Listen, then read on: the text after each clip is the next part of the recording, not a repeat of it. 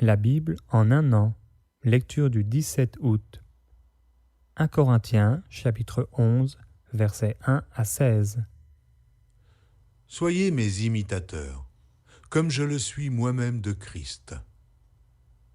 Je vous loue de ce que vous vous souvenez de moi, à tous égards, et de ce que vous retenez mes instructions, telles que je vous les ai données. Je veux cependant que vous sachiez que Christ est le chef de tout homme, que l'homme est le chef de la femme, et que Dieu est le chef de Christ. Tout homme qui prie ou qui prophétise, la tête couverte, déshonore son chef. Toute femme, au contraire, qui prie ou qui prophétise, la tête non voilée, déshonore son chef. C'est comme si elle était rasée. Car si une femme n'est pas voilée, qu'elle se coupe aussi les cheveux. Or, s'il est honteux pour une femme d'avoir les cheveux coupés ou d'être rasée, qu'elle se voile. L'homme ne doit pas se couvrir la tête, puisqu'il est l'image et la gloire de Dieu, tandis que la femme est la gloire de l'homme.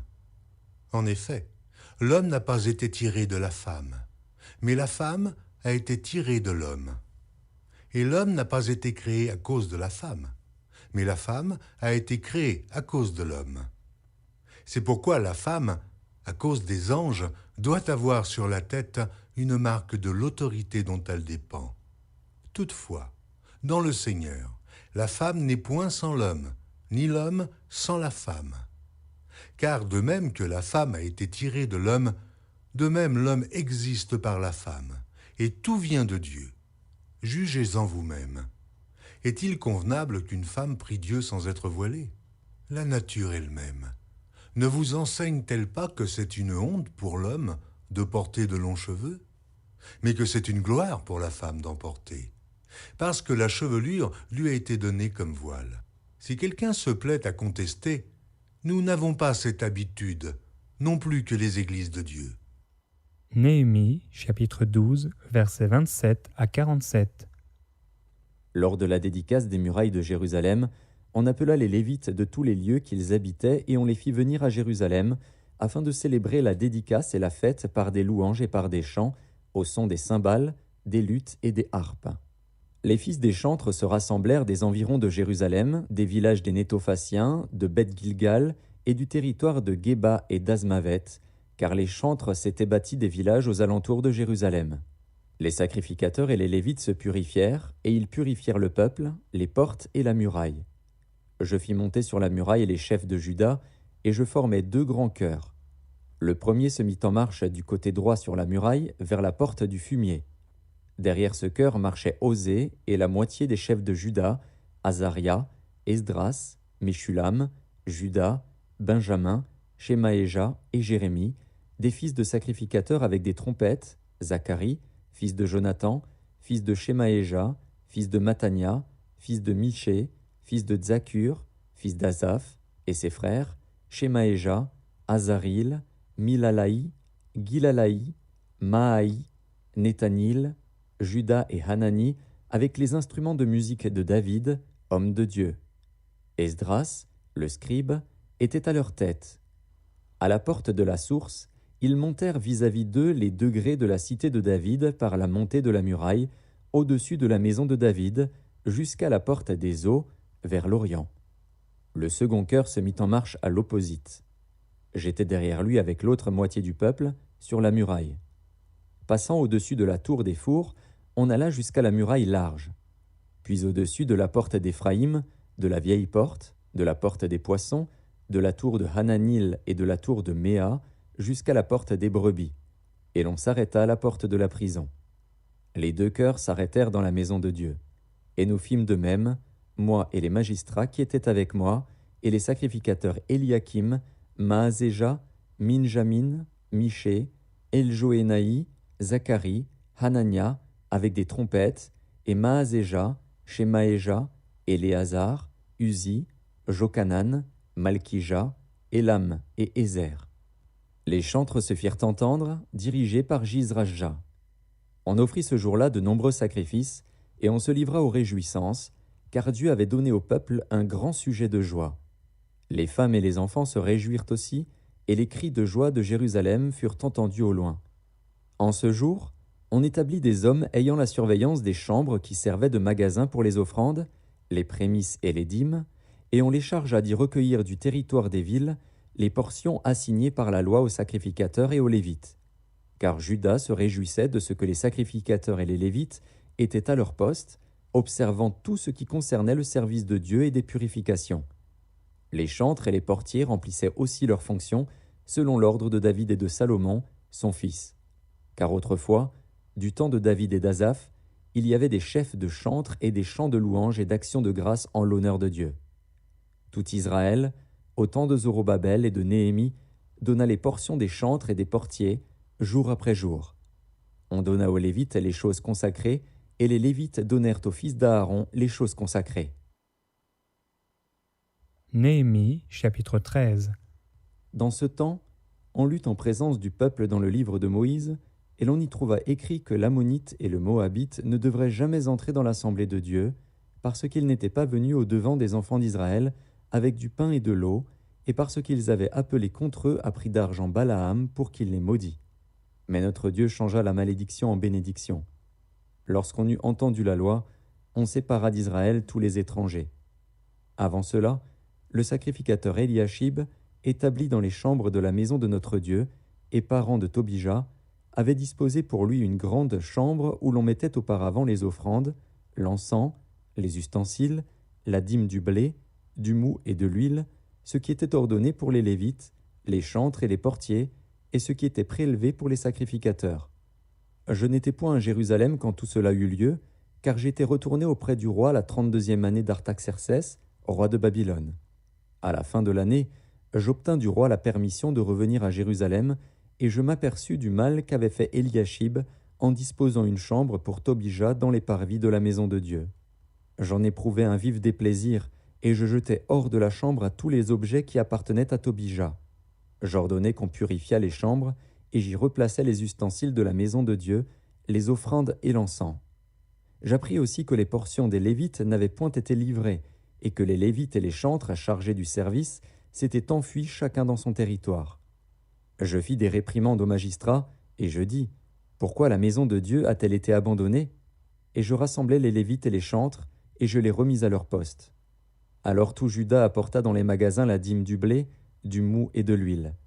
Je confiai la surveillance des magasins à Shélémia, le sacrificateur, à Tsadok, le scribe, et à Pédaja, l'un des Lévites, et je leur adjoignis Hanan, fils de Tzakur, fils de Matania, car ils avaient la réputation d'être fidèles. Ils furent chargés de faire les distributions à leurs frères. Souviens-toi de moi, ô mon Dieu, à cause de cela, et n'oublie pas mes actes de piété à l'égard de la maison de mon Dieu et des choses qui doivent être observées. À cette époque, je vis en Juda des hommes foulés au pressoir pendant le sabbat, rentrer des gerbes, charger sur des ânes même du vin, des raisins et des figues, et toutes sortes de choses, et les amener à Jérusalem le jour du sabbat. Et je leur donnais des avertissements le jour où ils vendaient leurs denrées. Il y avait aussi des Tyriens, établis à Jérusalem, qui apportaient du poisson et toutes sortes de marchandises, et qui les vendaient aux fils de Juda le jour du sabbat et dans Jérusalem. Je fis des réprimandes aux grands de Juda, et je leur dis, « Que signifie cette mauvaise action que vous faites, en profanant le jour du sabbat? N'est-ce pas ainsi qu'ont agi vos pères, et n'est-ce pas à cause de cela que notre Dieu a fait venir tous ces malheurs sur nous et sur cette ville? Et vous, vous attirez de nouveau sa colère contre Israël en profanant le sabbat? » Puis j'ordonnai qu'on fermât les portes de Jérusalem avant le sabbat, dès qu'elles seraient dans l'ombre, et qu'on ne les ouvrît qu'après le sabbat. Et je plaçai quelques-uns de mes serviteurs aux portes, pour empêcher l'entrée des fardeaux le jour du sabbat. Alors les marchands et les vendeurs de toutes sortes de choses passèrent 1 ou 2 fois la nuit hors de Jérusalem. Je les avertis, en leur disant, « Pourquoi passez-vous la nuit devant la muraille? Si vous le faites encore, je mettrai la main sur vous. » Dès ce moment, ils ne vinrent plus pendant le sabbat. J'ordonnai aussi aux Lévites de se purifier et de venir garder les portes pour sanctifier le jour du sabbat. Souviens-toi de moi, ô mon Dieu, à cause de cela, et protège-moi selon ta grande miséricorde. À cette même époque, je vis des Juifs qui avaient pris des femmes asdodiennes, ammonites, moabites. La moitié de leurs fils parlaient l'asdodien, et ne savaient pas parler le juif. Ils ne connaissaient que la langue de tel ou tel peuple. Je leur fis des réprimandes, et je les maudis. J'en frappais quelques-uns, je leur arrachai les cheveux, et je les fis jurer au nom de Dieu, en disant « Vous ne donnerez pas vos filles à leurs fils, et vous ne prendrez leurs filles ni pour vos fils, ni pour vous. N'est-ce pas en cela qu'a péché Salomon, roi d'Israël? Il n'y avait point de roi semblable à lui parmi la multitude des nations. Il était aimé de son Dieu, et Dieu l'avait établi roi sur tout Israël. Néanmoins, les femmes étrangères l'entraînèrent aussi dans le péché. Faut-il donc apprendre à votre sujet que vous commettez un aussi grand crime et que vous péchez contre notre Dieu en prenant des femmes étrangères? » Un des fils de Jojada, fils d'Eliashib, le souverain sacrificateur, était gendre de Sambalat, le Horonite. Je le chassai loin de moi. Souviens-toi d'eux, ô mon Dieu, car ils ont souillé le sacerdoce et l'alliance contractée par les sacrificateurs et les Lévites. Je les purifiai de tout étranger, et je remis en vigueur ce que devaient observer les sacrificateurs et les Lévites, chacun dans sa fonction, et ce qui concernait l'offrande du bois aux époques fixées, de même que les prémices. Souviens-toi favorablement de moi, ô mon Dieu. Psaume, chapitre 35, versets 1 à 16. Éternel, défends-moi contre mes adversaires, combats ceux qui me combattent. Saisis le petit et le grand bouclier, élève-toi pour me secourir. Brandis la lance et le javelot contre mes persécuteurs. Dis à mon âme, je suis ton salut. Qu'ils soient honteux et confus, ceux qui en volent à ma vie. Qu'ils reculent et rougissent, ceux qui méditent ma perte.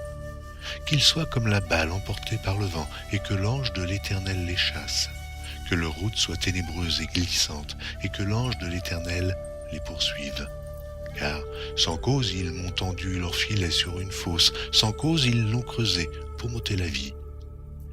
Que la ruine les atteigne à l'improviste. Qu'ils soient pris dans le filet qu'ils ont tendu, qu'ils y tombent et périssent. Et mon âme aura de la joie en l'Éternel, de l'allégresse en mon salut. Tous mes os diront, Éternel, qui peut, comme toi, délivrer le malheureux d'un plus fort que lui, le malheureux et le pauvre de celui qui le dépouille. De faux témoins se lèvent, ils m'interrogent sur ce que j'ignore. Ils me rendent le mal pour le bien, mon âme est dans l'abandon. Et moi, quand ils étaient malades, je revêtais un sac, j'humiliais mon âme par le jeûne, je priais la tête penchée sur mon sein.